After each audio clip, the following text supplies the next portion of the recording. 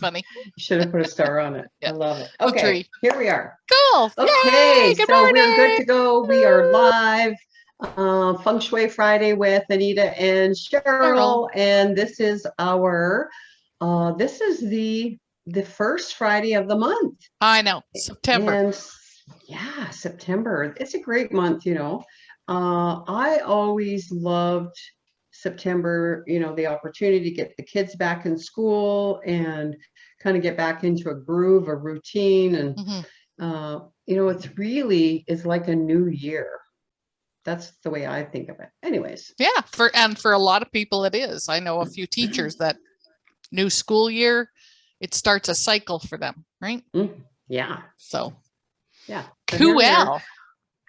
Anita and Cheryl, got to drink some coffees. I'm a little chilled this morning. Okay, and the reason we wear these glasses is to bring awareness to the energy in your home, in your life. And the reason we do the card reading is because Feng Shui is all about the inner world and the outer world, because our inner world is connected to and being reflected in the outer world. So we cannot work on one without working on the other. Yeah, whether you intend to work on the other or not. Yeah, definitely is going to have an effect. And the cards that Anita is referring to are from our very own friend, mentor, teacher, founder of the Western School of Feng Shui, Tara Catherine Collins. We have the card deck is Feng Shui Personal Paradise cards, and we've had a few people inquire about these cards. I don't know if they're still in print, but I know I got my deck on Amazon. So that's about all we can suggest. Tara has been published through Hay House. You might be able to find them still, but I'm not sure where they're available. So keep an eye out for them. They're a lot of fun. They're great. We love them because they give us our topics. They give us the opportunity to do card readings for people. And that's the name of the game today. So who are we helping out today, Miss Anita? Well, I believe we have two people. Robin is one of them, and Sandra. Oh, cool. So why don't you start with Robin, and then I'll do Sandra. How's that work? Sure. That means while I get there, you gotta keep us occupied. I gotta what? Well, you gotta occupy everybody while I get there. Oh, I'm gonna occupy everybody. Okay, well, I'm gonna shuffle. I'm gonna, you know, kind You're of gonna shuffle at the same time and as organize my cards too. Okay. And you know what? It's really interesting. We, if you haven't tuned in to our YouTube channel yet, Cheryl and I had a great conversation the other day with our friend Matt T. Voke from Ontario, yes, and he is a tarot card reader, and he had all kinds of wonderful information to share with us, one of which he really explained the difference between a tarot card deck and an oracle card deck.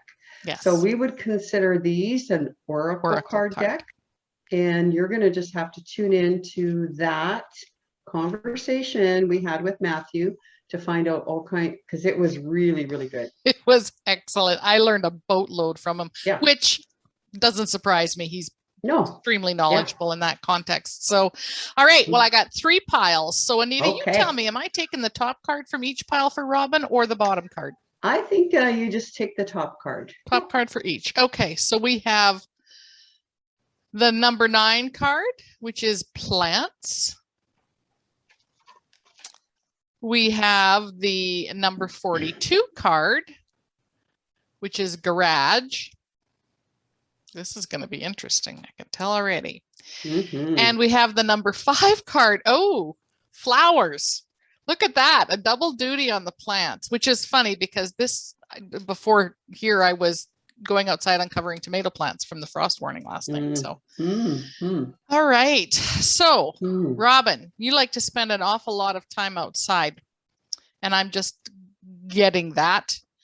And it can take you away and distract you from some of the things that you want to deal with, which could very well be the garage. It's sandwiched in between flowers and plants, which I find interesting in and of itself. So, but let's talk about the plants first.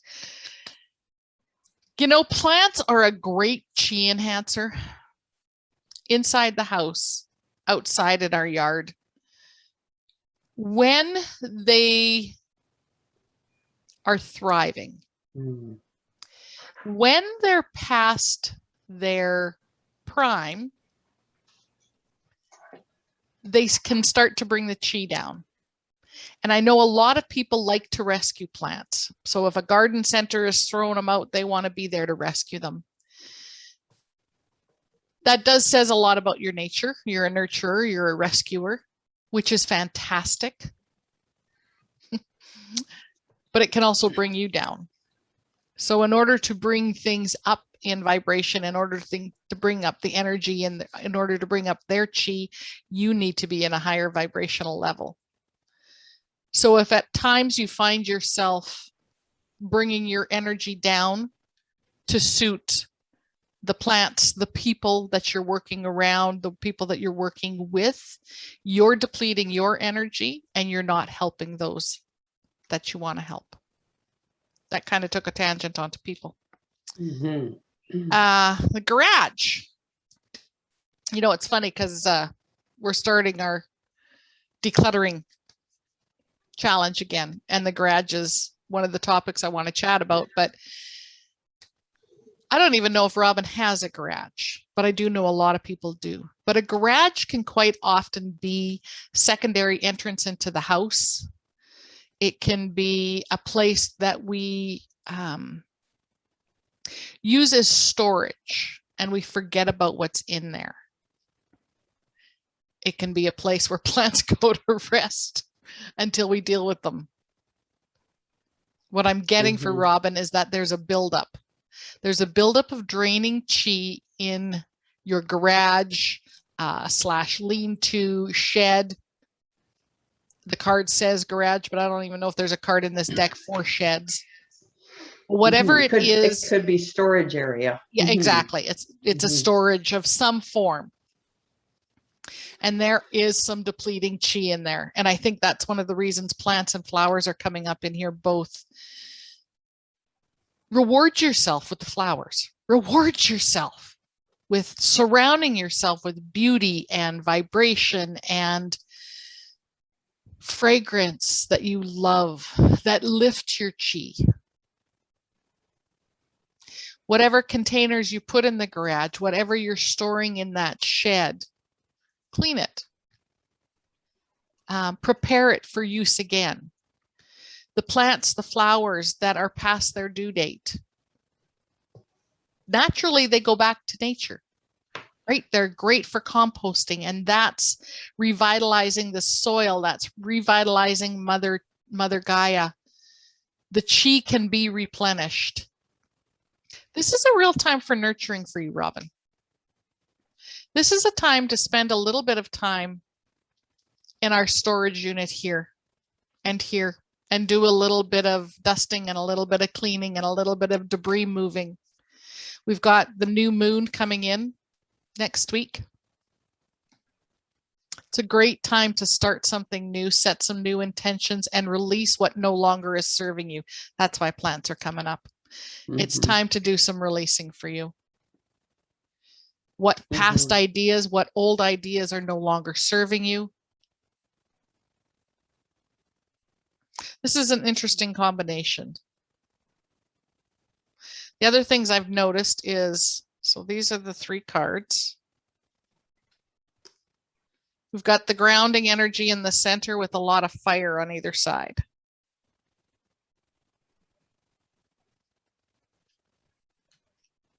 Plants are wood element. The car is metal. Metal cuts wood. But you're really missing some earth time. Maybe spend some time outside in the garden. Get your feet in the ground. Reconnect. Revisit what is important to you. Do you have anything else you're picking up on that, Anita? Yeah, I was kind of getting some information when you were going through that. And again, when you said like the plants, then the whole car in the garage, and then the flowers, I was picking up on health. So the plants, as you had mentioned, Wood element. they need to be healthy, but plants also represent our health. So when we're talking about the inner world, I think possibly for Robin, this could be right now that if you are having some health challenges, it could be the result of, that car represents our fast-paced life, right? It's that coming and going and coming and going, and it's really quick, fast energy. And then we have the flower card that showed up, and that is really about the self-love. This is about honoring yourself, treating yourself. When was the last time you went and bought yourself a bouquet of flowers or a nice indoor plant or something that had blooms on it? That's a way to love yourself. So those are kind of the things that I kind of picked up from that it's, it's about loving yourself. It's about your health could be in jeopardy.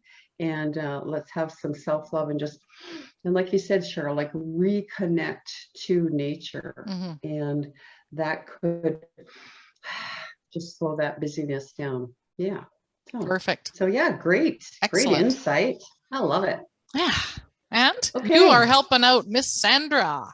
Yeah, so you got to keep everybody busy. I get to entertain people, so love it. So today, by the way, is an 8-day, right? So all the numbers of today's date, September is a 9th month. We're on the 3rd day of 2021. All totals the number 8, which is infinity.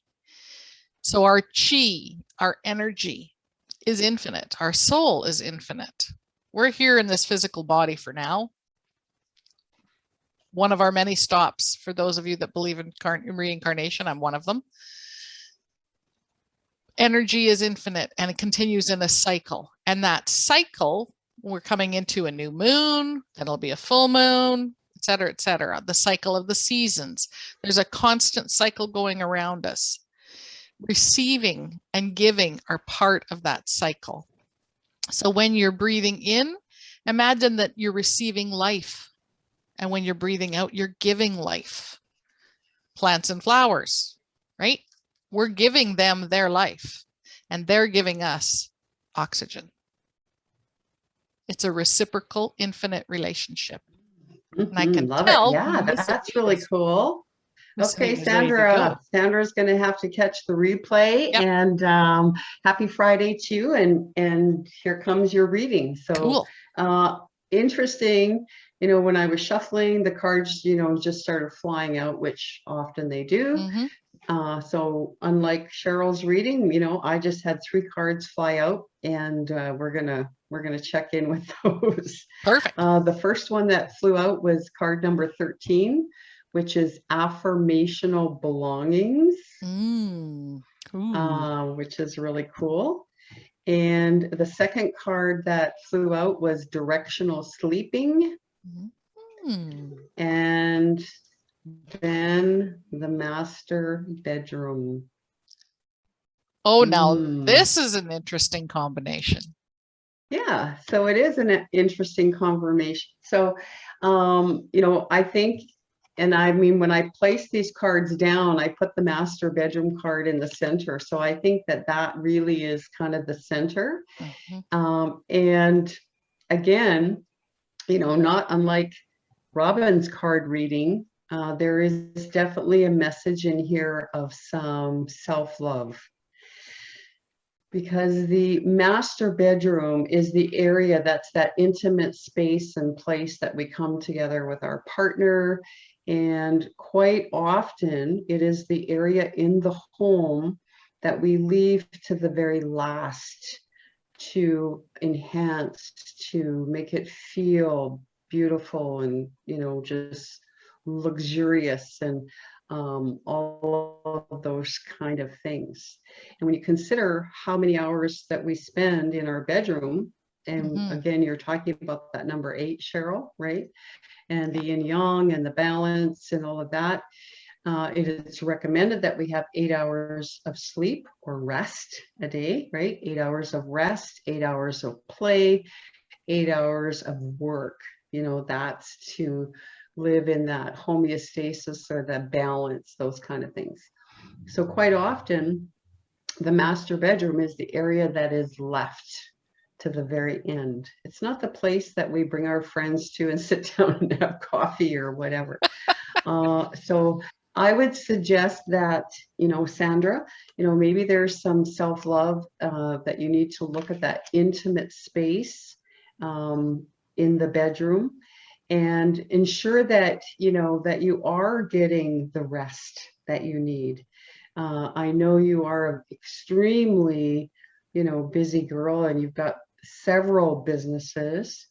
And you know what, Sandra, you're no good to no one, to anybody unless you are allowing yourself that time to rest.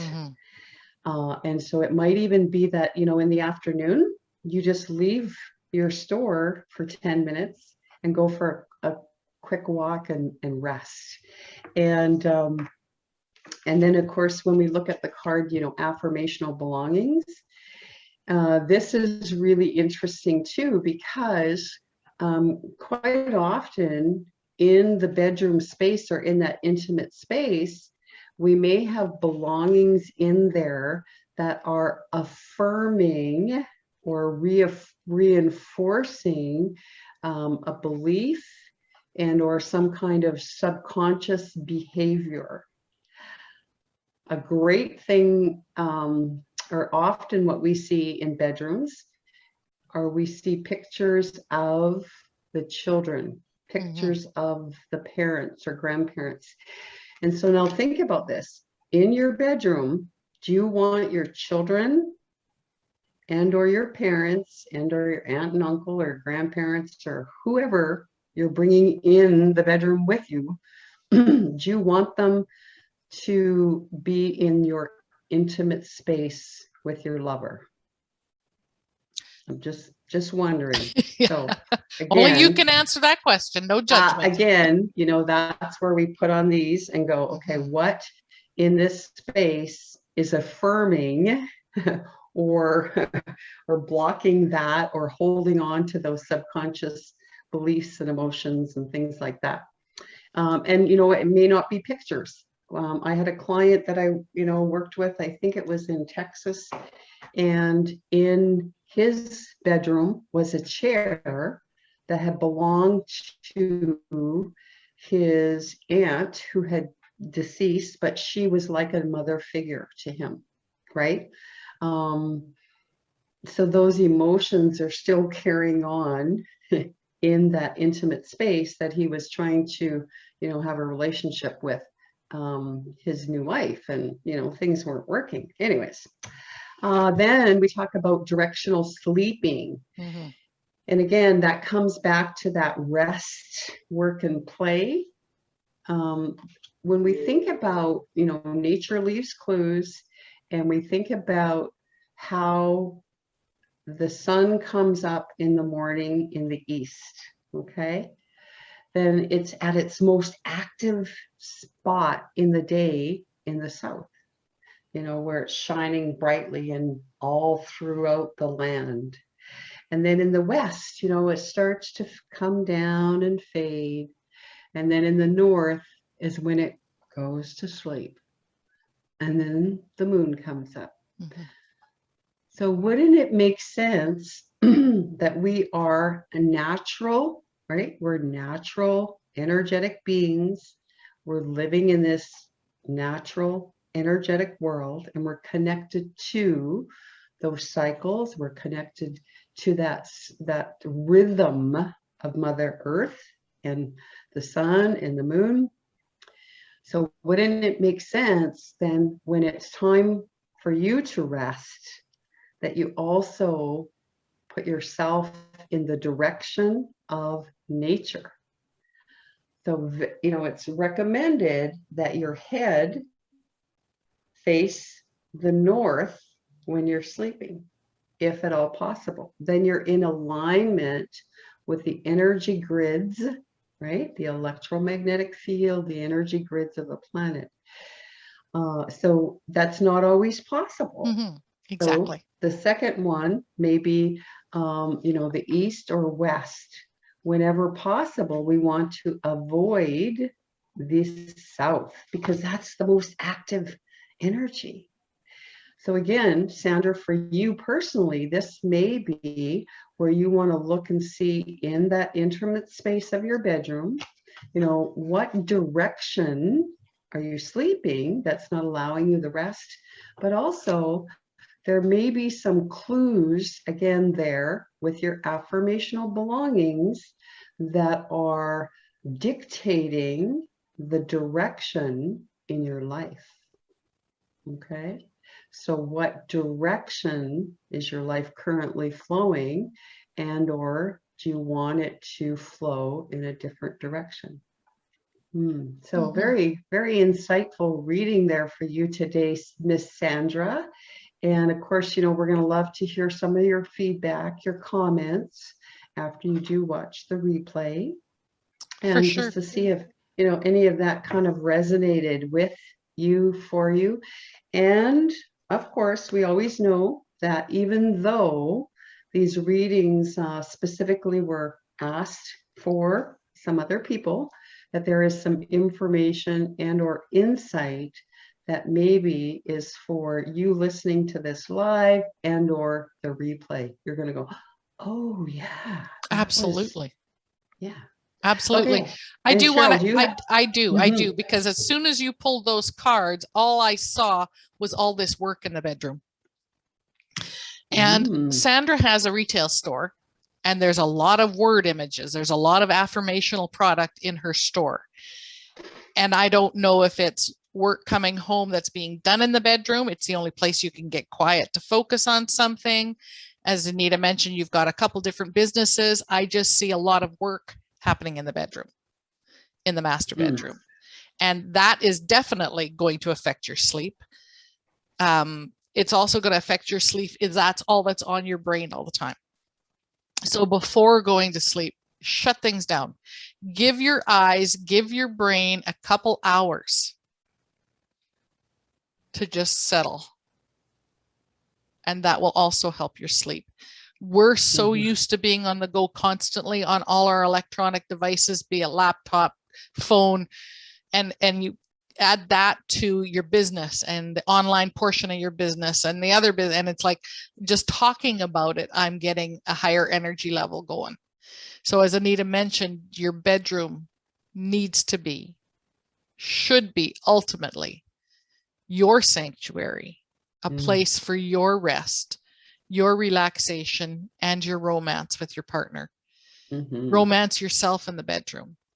The other thing that popped up for me is, and we've seen it often, Anita touched on furniture and imagery from pictures and family, but quite often I see and have seen religious symbolism in bedrooms. So I was born and brought up in a Catholic home. So the cross, crucifixion images, the Lord's Prayer, lots of that stuff was surrounding me as a child. That might be comforting for a child. Again, as an adult, your intimate space, good girls don't, right? There's always that little finger pointing at you. May affect subliminally, again, depending upon your belief systems, what's going on in your life too. There could be a bit of a struggle happening between your belief systems. So that's what else I pulled out of there. Love it. Love it. Love, love, love it. And that could be that direction, right? Being pulled in all these directions. Yep. Yeah. Excellent. That was fun. That was fun. We'll do that again in October. We'll do that again in October. And look at us. There goes our time. I know. And we talked about numbers. No, we don't have time to talk about numbers. No, we did. Yeah. I talked about the number 8. Oh yeah, the number 8. I thought you meant the numbers on the cards. Oh, good Lord. No, we don't have that kind of time. Yeah, no, we don't have that kind of time. Yeah. So I'm it's an just 8 curious day. now. Yeah. It's an So 8 day. exchange the energy when you're out there today and see what happens. Robin's numbers total 11. And we'll see you next Friday, Feng Shui Friday Feng with Shui Friday Anita and and Cheryl. Cheryl.